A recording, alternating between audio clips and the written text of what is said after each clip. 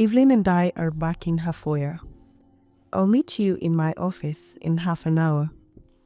Okay, I say as Evelyn heads down the corridor and out of sight. I take off my coat and put it in the closet. I should use this time to check in with Frankie. If I don't reach out to update her soon, she'll track me down. I just have to decide how I'm going to handle it. How do I make sure she doesn't try to wrestle this away from me? I think my only option is to pretend everything is going according to plan. My only plan is to lie. I breathe. One of my earliest memories from when I was a child was of my parents bringing me to Zuma Beach in Malibu. It was still springtime, I think.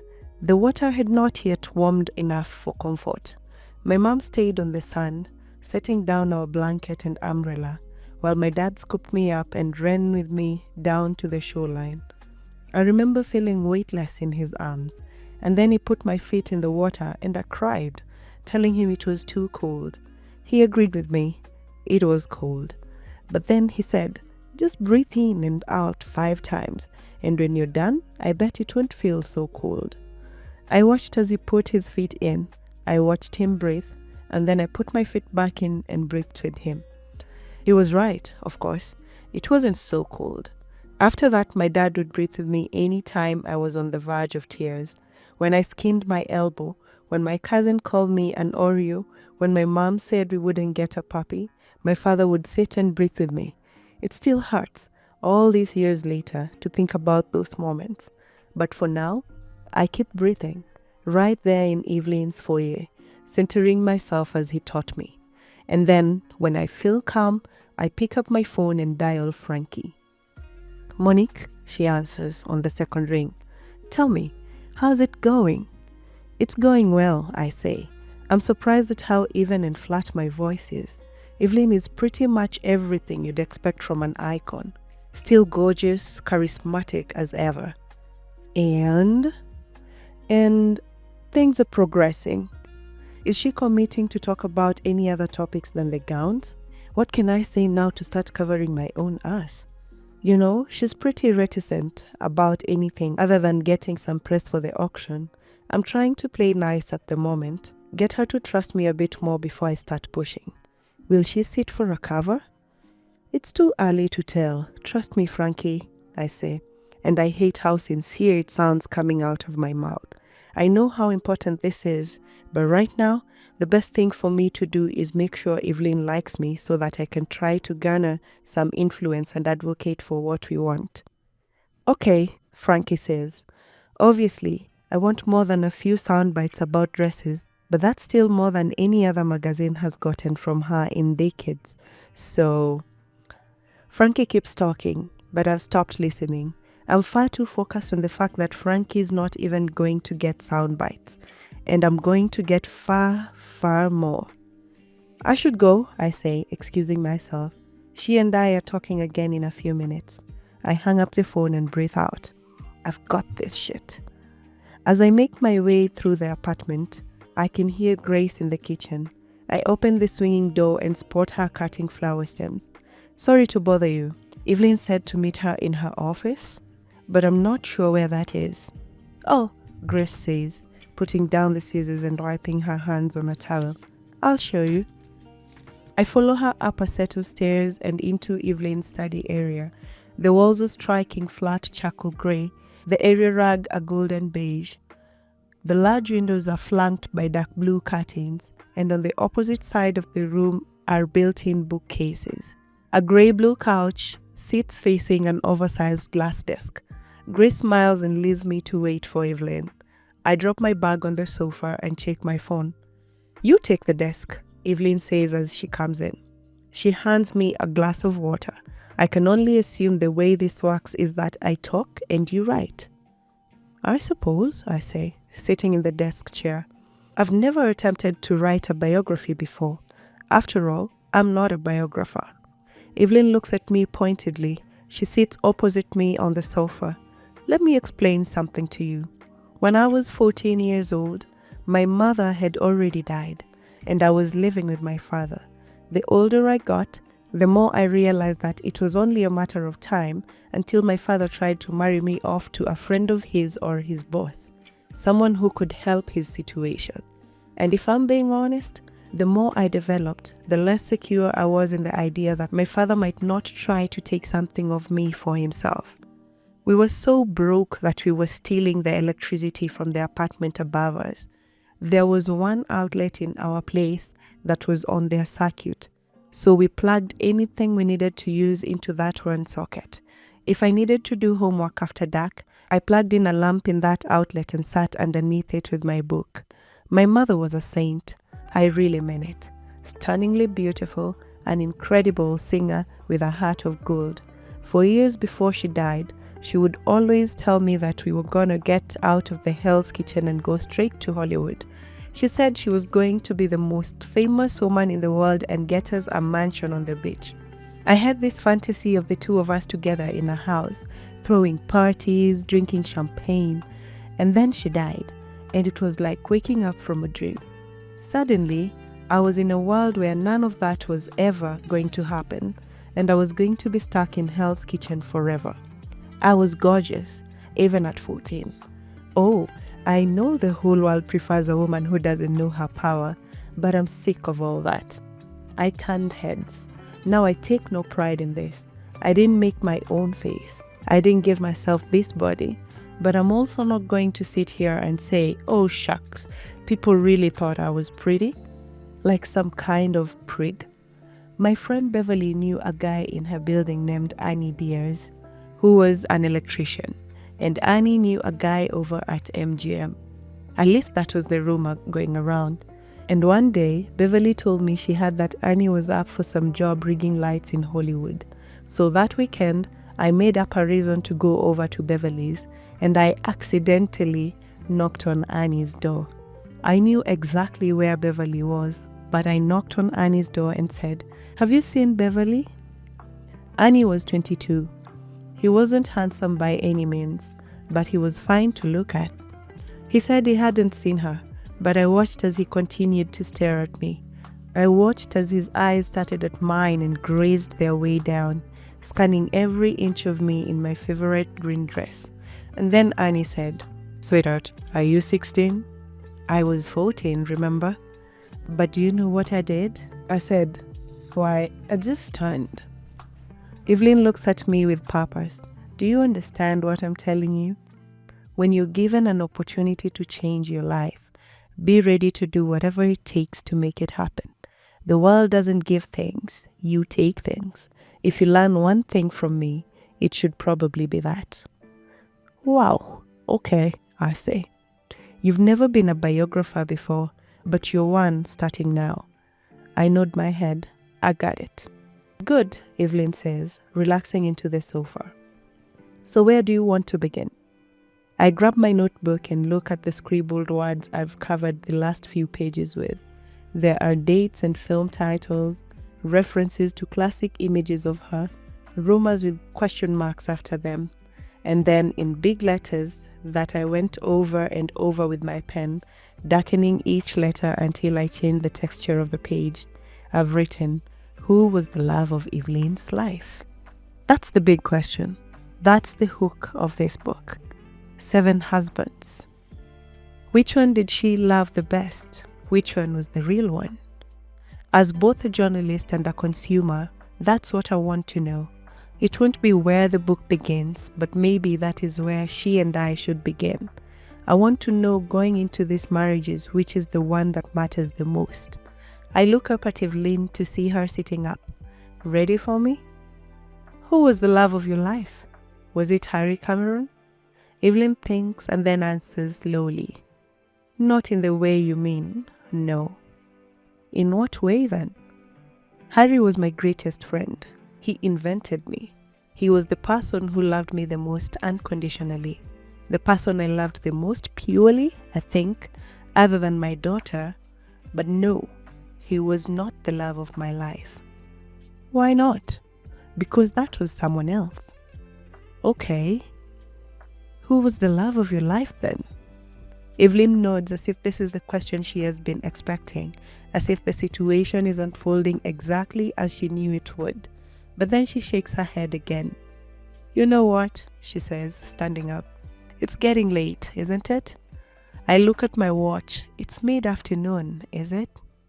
I think it is, she says, and she walks toward me, toward the door. All right, I say, standing up to meet her. Evelyn puts her arm around me and leads me out into the hallway. Let's pick up again on Monday. Would that be okay?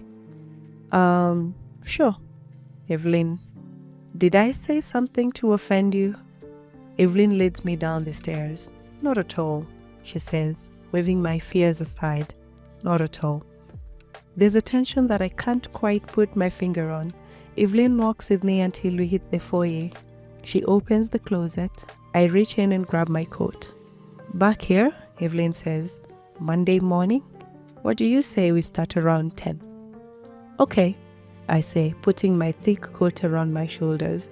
If that's what you'd like. Evelyn nods. She looks past me for a moment over my shoulder, but appearing not to actually be looking at anything in particular. Then she opens her mouth. I've spent a very long time learning how to spin the truth, she says. It's hard to undo that wiring. I've gotten too good at it, I think. Just now, I wasn't exactly sure how to tell the truth. I don't have very much practice in it. It feels antithetical to my very survival, but I'll get there. I nod, unsure how to respond. So, Monday? Monday, Evelyn says with a long blink and a nod. I'll be ready then. I walk back to the subway in the chilly air. I cram myself into a car packed with people, holding on to the handrail above my head. I walk to my apartment and open my front door. I sit on my couch, open my laptop, and answer some emails. I start to order something for dinner, and it is only when I got to put my feet up that I remember there is no coffee table. For the first time since he left, I have not come into this apartment immediately thinking of David. Instead, what plays in the back of my mind all weekend, from my Friday night into my Saturday night out and my Sunday morning at the park, isn't how did this marriage fail, but rather, who the hell was Evelyn Hugo in love with? I am once again in Evelyn's study. The sun is shining directly into the windows, lighting Evelyn's face with so much warmth that it obscures her right side from view. We're really doing this, Evelyn and me, subject and biographer. It begins now. She is wearing black leggings and a man's navy blue button-down shirt with a belt. I'm wearing my usual jeans, t-shirt, and blazer. I dressed with the intention of staying here all day and all night if need be. If she keeps talking, I will be here listening. So, I say.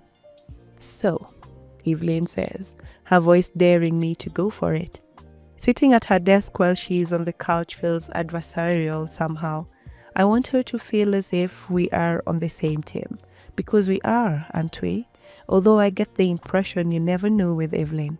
Can she really tell the truth? Is she capable of it? I take a seat in the chair next to the sofa. I lean forward, with my notepad in my lap and a pen in my hand. I take out my phone, open the voice memo app, and hit record. You sure you're ready? I ask her. Evelyn nods. Everyone I loved is dead now. There's no one left to protect, no one left to lie for but me. People have so closely followed the most intricate details of the fake story of my life. But it's not... I want them to know the real story. The real me. All right, I say. Show me the real you then. And I'll make sure the world understands. Evelyn looks at me and briefly smiles. I can tell I have said what she wants to hear. Fortunately, I mean it. Let's go chronologically, I say. Tell me more about Annie Diaz, your first husband, the one who got you out of Hell's Kitchen. Okay, Evelyn says, nodding. It's a good place to start as any. My mother had been a chorus girl off Broadway. She had immigrated from Cuba with my father when she was 17. When I got older, I found out that chorus girl was also a euphemism for prostitute. I don't know if she was or not. I'd like to think she wasn't. Not because there's any shame in it, but because I know a little bit about what it is to give your body to someone when you don't want to, and I hope she didn't have to do that.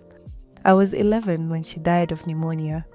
Obviously, I don't have a lot of memories of her, but I do remember that she smelled like cheap vanilla, and she made the most amazing caldo galeño. She never called me Evelyn, only Mija, which made me feel really special, like I was hers and she was mine. Above all else, my mother wanted to be a movie star. She really thought she could get us out of there and away from my father by getting into the movies. I wanted to be just like her. I've often wished that on her deathbed she'd said something moving, something I could take with me always. But we didn't know how sick she was until it was over. The last thing she said to me was, "Tell your father I'll be in bed." After she died, I would cry only in the shower, where no one could see me or hear me, where I couldn't tell what were my tears and what was water. I don't know why I did that.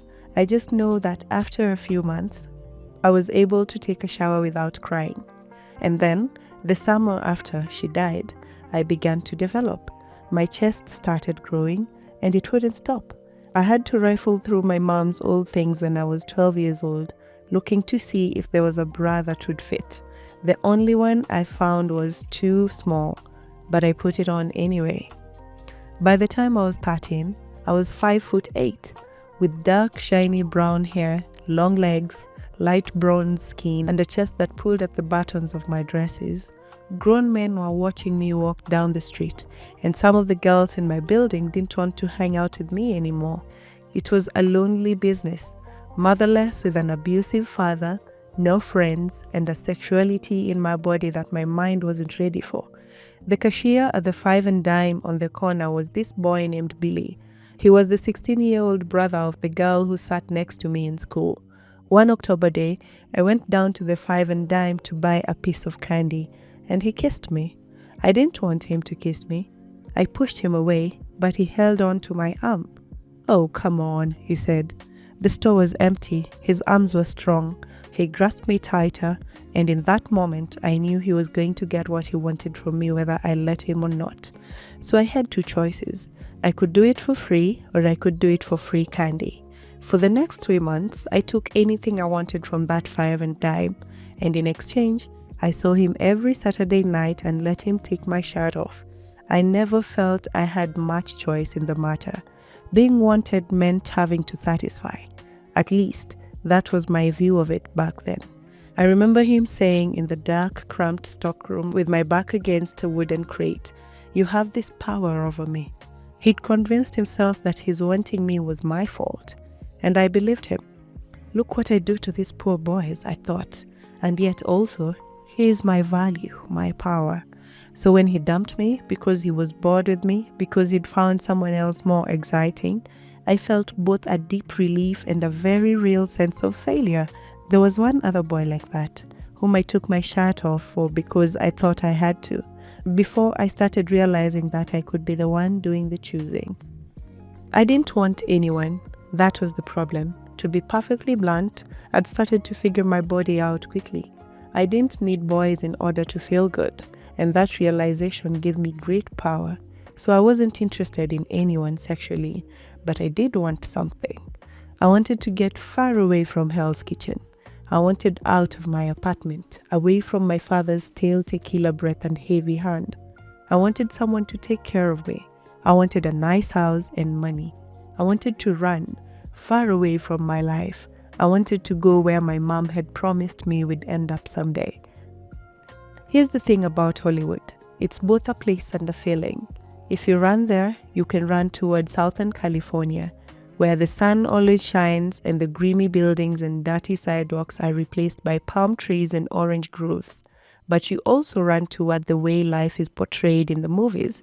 You run toward a world that is moral and just, where the good guys win and the bad guys lose, where the pain you face is only in an effort to make you stronger, so that you can win that much bigger in the end. It would take me years to figure out that life doesn't get easier simply because it gets more glamorous.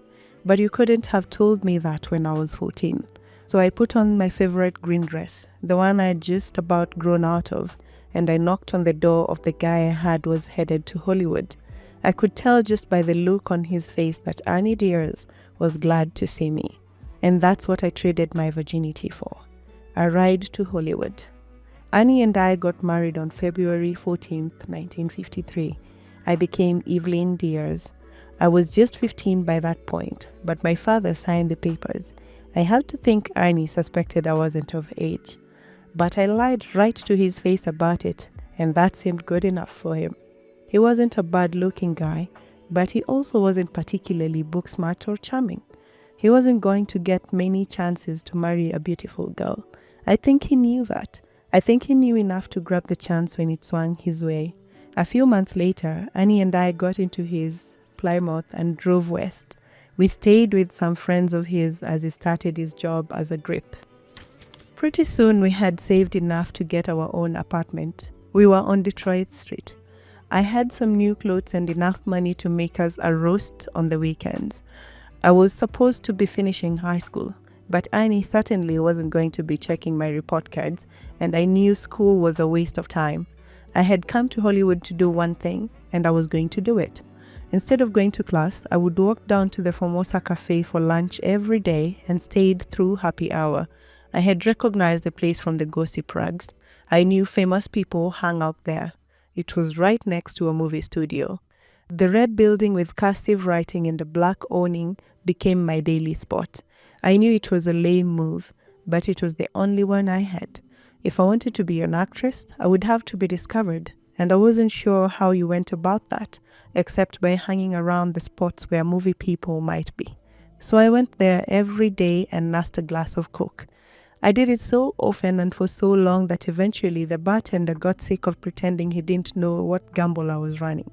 "Look," he said to me about 3 weeks in, "if you want to sit around here hoping Humphrey Bogart shows up, that's fine. But you need to make yourself useful. I'm not giving up a paying seat for you to sip a soda." He was older, maybe 50, but his hair was thick and dark. The lines on his forehead reminded me of my father's. "What do you want me to do?" I asked him. I was slightly worried that he'd want something from me that I had already given to Annie, but he threw a waiter's pad at me and told me to try my hand at taking orders. I had no clue how to be a waitress, but I certainly wasn't going to tell him that. "All right," I said. "Where should I start?" He pointed at the tables in the place, the booths in a tight row. "That's table 1. You can figure out the rest of the numbers by counting." "Okay," I said. "I got it." I stood up off the bar stool and started walking over to table 2, where 3 men in suits were seated, talking, their menus closed. "Hey kid," the bartender said. "Yes?" "You're a knockout. $5 says it happens for you." I took 10 orders, mixed up 3 people's sandwiches, and made $4. 4 months later, Harry Cameron, then a young producer at Sunset Studios, came in to meet with an exec from the lot next door. They each ordered a steak. When I brought the check, Harry looked up at me and said, "Jesus." 2 weeks later, I had a deal at Sunset Studios. I went home and told Annie that I was shocked that anyone at Sunset Studios would be interested in little old me. I said that being an actress would just be a fun lark, a thing to do to pass the time until my real job of being a mother began. Grade A bullshit. I was almost 17 by that point, although Annie still thought I was older. It was late 1954, and I would get up every morning and head to Sunset Studios. I didn't know how to act my way out of a paper bag, but I was learning. I was an extra in a couple of romantic comedies. I had one line in a war picture. "And why shouldn't he?" That was the line. I played a nurse taking care of a wounded soldier. The doctor in the scene playfully accused the soldier of flirting with me and said, "And why shouldn't he?" I said it like a child in a 5th grade play, with a slight New York accent. Back then, so many of my words were accented. English spoken like a New Yorker, Spanish spoken like an American. When the movie came out, Annie and I went to see it. Annie thought it was funny, his little wife with a little line in a movie. I had never made much money before. and now I was making as much as Arnie after he was promoted to key grade. So I asked him if I could pay for acting classes. I'd made him a rose-corn polo that night, and I specifically didn't take my apron off when I brought it up. I wanted him to see me as harmless and domestic. I thought I'd get further if I didn't threaten him. It grated on my nerves to ask him how I could spend my own money, but I didn't see another choice. "Sure," he said. "I think it's a smart thing to do. You'll get better, and who knows, you might even star in a picture one day." I would star? I wanted to punch his lights out, but I've since come to understand that it wasn't Annie's fault. None of it was Annie's fault. I'd told him I was someone else, and then I started getting angry that he couldn't see who I really was. 6 months later, I could deliver a line with sincerity. I wasn't great by any means, but I was good enough.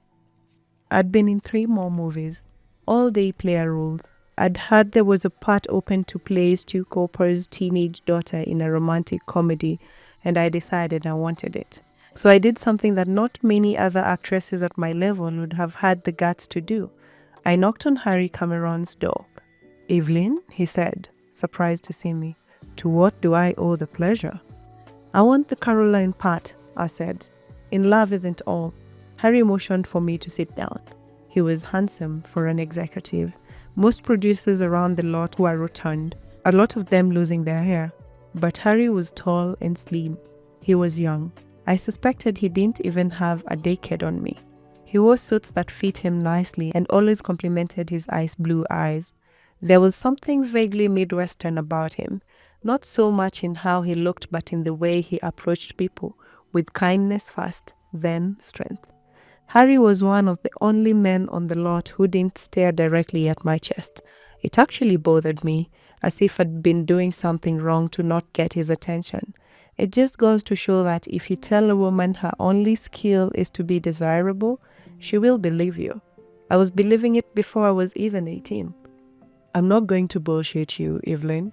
Ari Sullivan is never going to approve you for that part." "Why not?" "You're not the right type." "What's that supposed to mean?"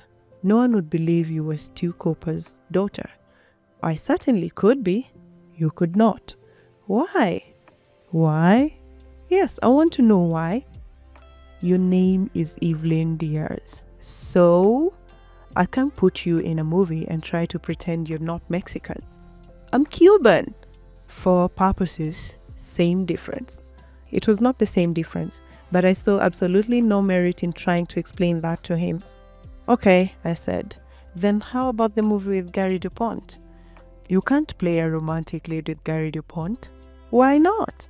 Harry looked at me as if to ask if I was really going to make him say it. "Because I'm Mexican?" I asked. "Because the movie with Gary DuPont needs a nice blonde girl." "I could be a nice blonde girl." Harry looked at me. I tried harder. "I want it, Harry. And you know I can do it. I'm one of the most interesting girls you guys have right now." Harry laughed. "You're bold. I'll give you that." Harry's secretary knocked on the door. "I'm sorry to interrupt, but Mr. Cameron, you need to be in the barber and cut one." Harry looked at his watch.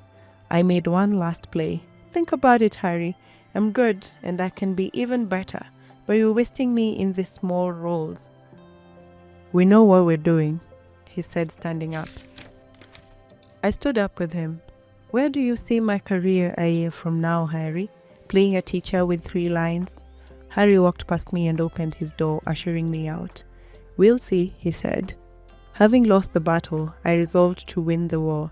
So the next time I saw Ari Sullivan at the studio dining hall, I dropped my purse in front of him and accidentally gave him an eyeful as I bent down to pick it up. He made eye contact with me, and then I walked away, as if I wanted nothing from him, as if I had no idea who he was. A week later, I pretended I was lost in the executive offices, and I ran into him in the hallway. He was a portly guy, but it was a weight that suited him. He had eyes that were so dark brown it was hard to make out the irises and the kind of 5 o'clock shadow that was permanent. But he had a pretty smile, and that was what I focused on. "Mrs. Diaz," he said. I was both surprised and not surprised to find that he had learnt my name. "Mr. Sullivan," I said. Please call me Ari. Well, hello, Ari, I said, grazing my hand on his arm. I was 17, he was 48. That night, after his secretary left for the day, I was laid across his desk with my skirt around my hips and Ari's face between my legs. It turned out Ari had a fetish for orally pleasing underage girls. After about 7 minutes of it, I pretended to erupt in reckless pleasure. I couldn't tell you whether it was any good, but I was happy to be there because I knew it was going to get me what I wanted. If the definition of enjoying sex means that it is pleasurable, then I've had a lot of sex that I didn't enjoy. But if we are defining it as being happy and have made the trade, then, well, I haven't had much I hated. When I left, I saw the row of Oscars that Ari had sitting in his office. I told myself that one day I'd get one too. Love Isn't All and the Gary DuPont movie I'd wanted came out within a week of each other. Love Isn't All tanked, and Penelope Quills, the woman who'd gotten the part I'd wanted opposite Gary, got terrible reviews. I cut out a review of Penelope and sent it to their interoffice mail to Harry and Ari, with a note that said I would have knocked it out of the park. The next morning, I had a note from Harry in my trailer. Okay, you win. Harry called me into his office and told me that he had discussed it with Ari and they had 2 potential roles for me. I could play an Italian heiress as the 4th lead in a war romance, or I could play Jo in Little Women. I knew what it would mean playing Jo. I knew Jo was a white woman, and still I wanted it.